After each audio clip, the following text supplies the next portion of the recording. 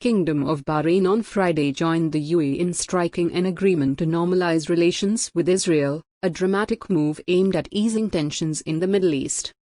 Friday's deal makes Bahrain the fourth Arab country to reach such an agreement with Israel since exchanging embassies with Egypt and Jordan decades ago. In a statement, the UAE welcomed the decision by the Kingdom of Bahrain to establish relations with Israel and said the move would have a positive effect on peace efforts in the region.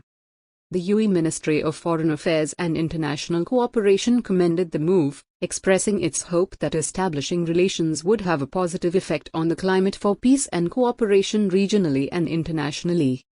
The ministry also noted that the move represents a significant step towards an era of security and prosperity, underscoring that it would expand the scope of economic, cultural, scientific, and diplomatic avenues of cooperation.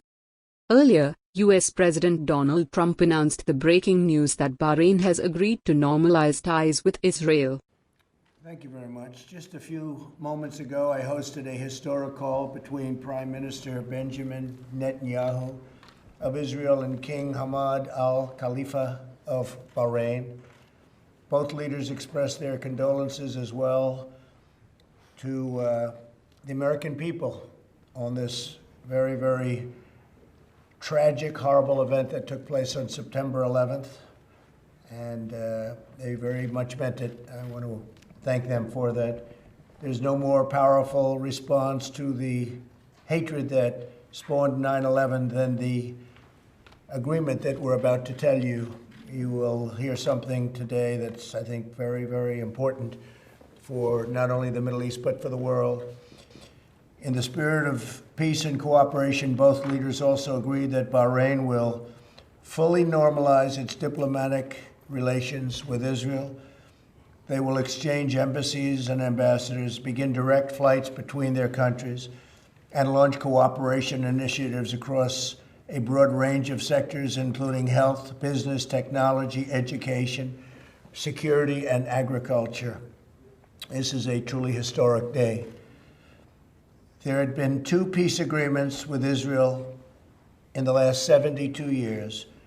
This is now the 2nd peace agreement that we've announced in the last month, and I am very hopeful that there will be more to follow. I can tell you there's tremendous enthusiasm on behalf of other countries to also join.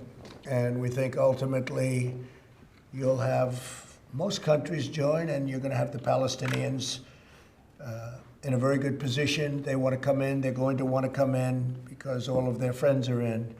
The sand was loaded up with blood, and now you're going to see that a lot of that sand is going to be loaded up with peace.